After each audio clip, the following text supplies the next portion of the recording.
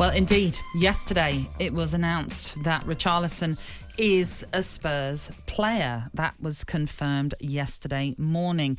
He joins Ivan Perisic, Yves Bissouma, Fraser Forster, all in joining up with Antonio Conte this summer. And it doesn't look like Spurs' business is done as well, Cass. We'll find out a little bit later on, I'm sure, when Alex Crook joins us for the very latest transfer news. But Richarlison to Spurs, did you see that happening? Is that something you really thought was realistic? No. Simon Jordan, I think, was kind when he said, look, they got a really good fee for him because... So it's 50 million with... I've asked you a question. 10 million add-ons. Off the bat, OK? Who got more Premier League goals, Timo Pukki or Richarlison? Ooh, good question. It's tight. There's only one in it.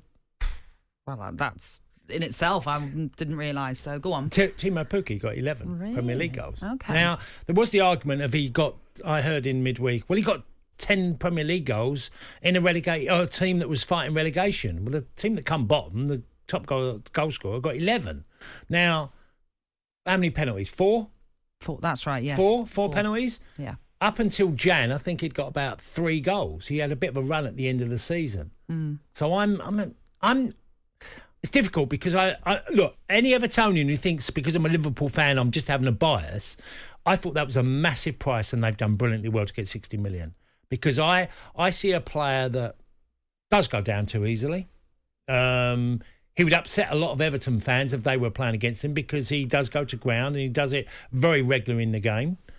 I would say that watching him being disgruntled every time he gets substituted to a level of, OK, I can understand you're unhappy and you're going off. I've been there myself many a time. It's not nice. But being disgruntled and looking round and giving a reaction of the slowest walk in the world going off, I don't know. I don't know if he's a good fit. I might be wrong. I might be sitting there end of the season saying, humble pie, got that totally wrong.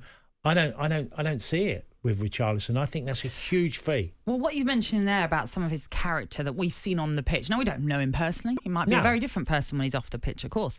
But in that sense, he doesn't necessarily look like a typical Antonio Conte player in the sense that Conte won't like any of that of those sort of antics.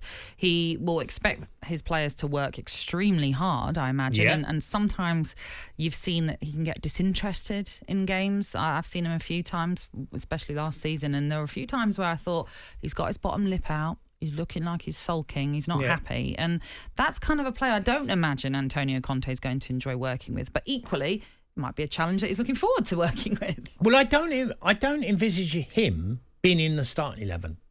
So there's a problem in itself because, OK, you've signed a new deal with a new club and a new exciting period, and then you find yourself on the bench because I don't believe he will be. And he will get games because Tottenham in the Champions League, there's lots of football to be played. So he will get his chance to shine. If you had said to me, what would you price him at? I would have said between max 40 and closer to 30 million.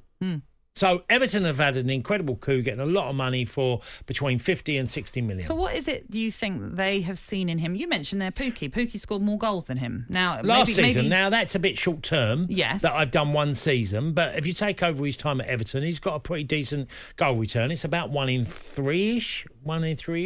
At his time there. So he's done OK in a team that have not been successful. So it's been OK.